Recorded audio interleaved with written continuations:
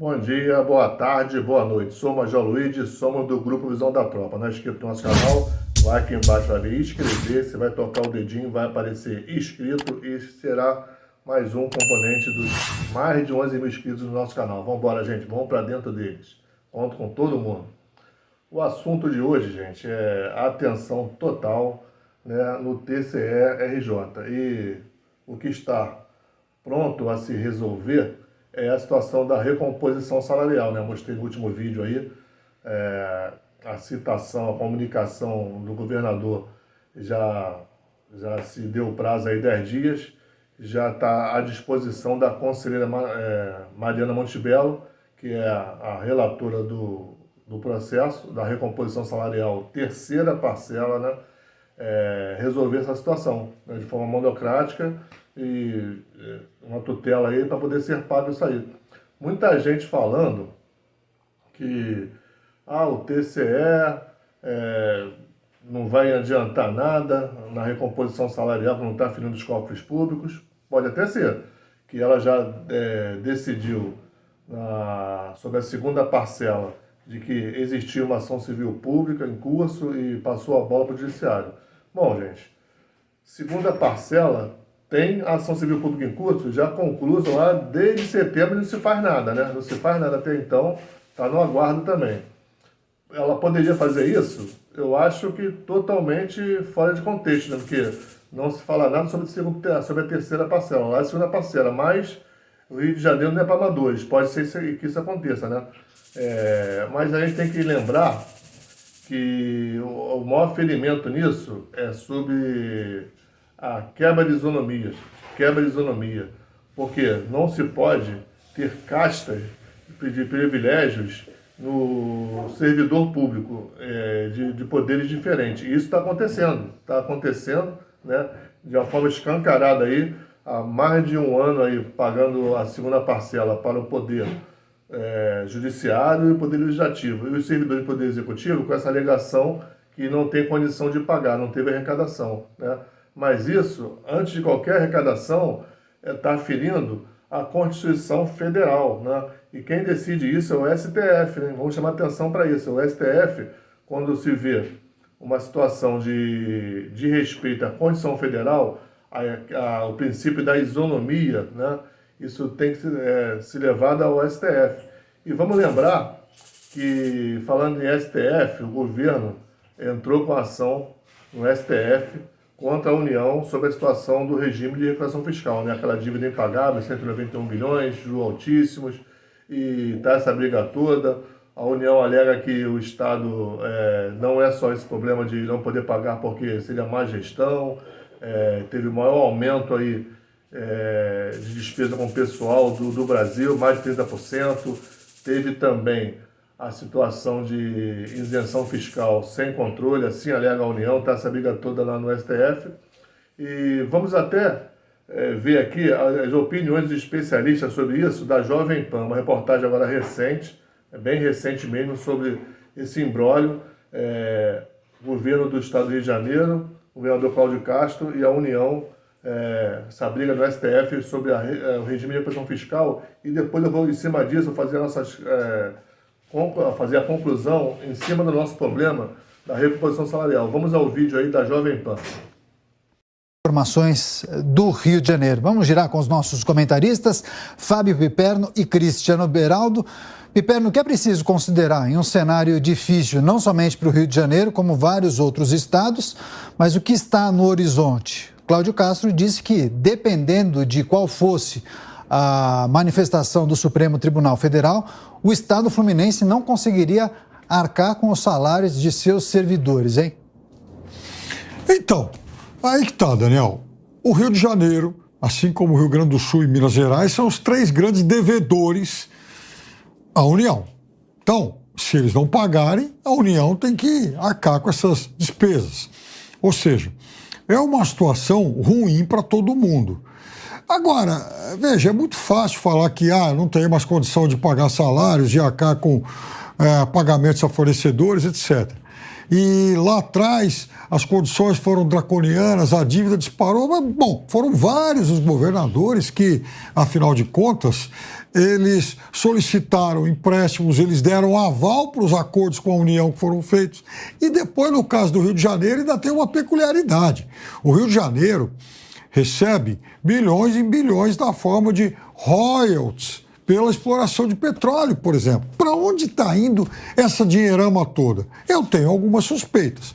Além de problemas de gestão, veja, o Rio de Janeiro, por exemplo, tem ex-presidente do Tribunal de Contas preso, né, por suspeita de envolvimento em assassinato. Então, é preciso que a população também assuma a sua parcela de responsabilidade, elegendo representantes melhores, porque senão a gastança vai continuar desenfreada e aí é fácil chegar lá no caixa e falar, no caixa do governo central e falar, bom, devo, não nego, pago se puder.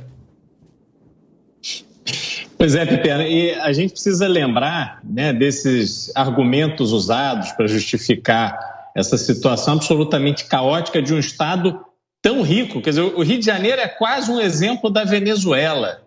Tanto petróleo, tanta riqueza, a cidade do Rio de Janeiro, que foi sede do Império, foi sede da República, né, capital da República, uma cidade conhecida internacionalmente e sequer o turismo, se a gente comparar números com outras grandes cidades no mundo, sequer o turismo hoje faz o Rio de Janeiro se orgulhar.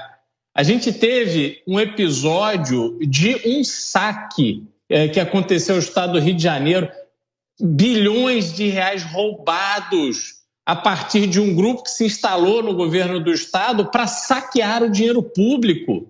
E a gente também teve o governador Cláudio Castro, ainda em 2022, quando estava em campanha à reeleição, anunciando como uma grande conquista a maior redução de ICMS sobre combustível do Brasil, porque queria passar essa mensagem eleitoral para a população do Estado. Agora está pagando a conta e o Estado inteiro paga a conta. O Rio de Janeiro é um péssimo exemplo ao Brasil, é algo para ser observado e a gente construir uma estrutura de gestão pública no sentido oposto do que foi feito lá, porque é inacreditável que com tanta riqueza à sua disposição, o Rio de Janeiro tenha virado o que virou. O Rio de Janeiro poderia ser um estado tão rico como, por exemplo, Dubai, que acabou o petróleo, mas tem riqueza, transformou um areião numa grande metrópole rica, com prosperidade e atividade econômica. O Rio de Janeiro não, se especializou em perder a oportunidade,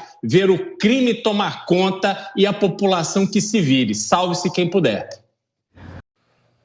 Bom, vocês viram aí, né, a opinião dos repórteres especialistas da Jovem Pan sobre o imbróglio aí no STF, e isso chama atenção porque a situação da recomposição salarial, se não for resolvida no TCRJ, vai urgir a necessidade de nós também, nessa linha, procurar o STF, né?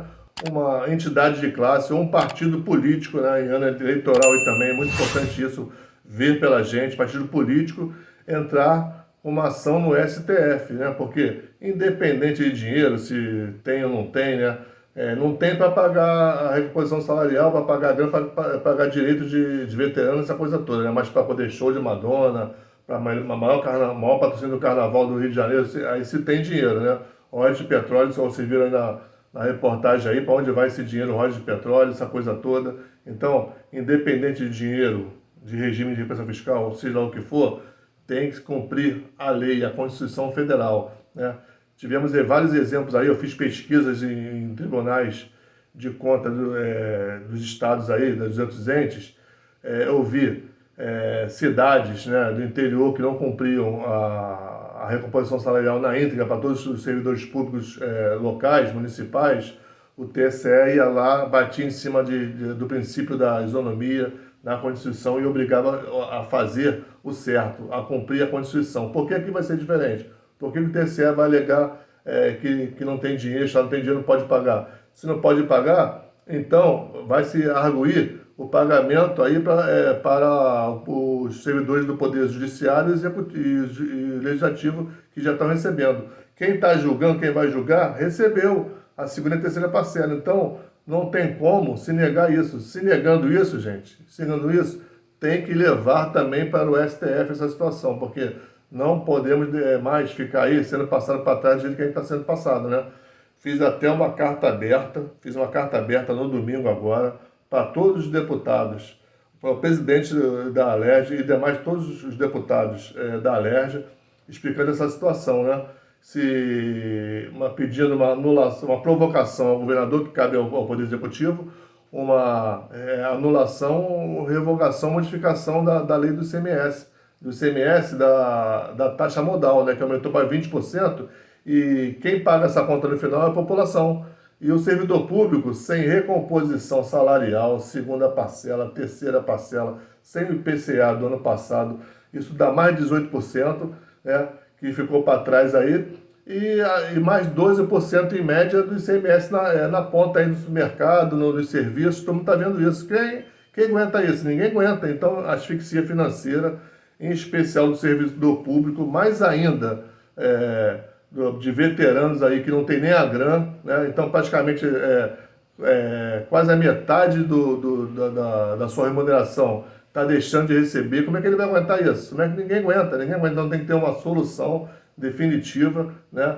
O TCE tem que entrar no circuito da recomposição salarial que a gente espera da conselheira Maria Monte Belo. Agora, se não fizer, STF, fazer igual o governador na situação da briga com a União do juros abusivos de administração fiscal em prol do Estado, a gente tem que fazer contra o governador no STF, né, um partido político com entidade de classe, para poder ver a reposição salarial, né, porque ninguém aguenta mais. Né? A gente está aí, vamos acompanhar tudo, vamos ficar em cima de tudo. Aqui vai ser assim, foguete não dá ré, 7 de ponta e não vão tratorar. Um abraço.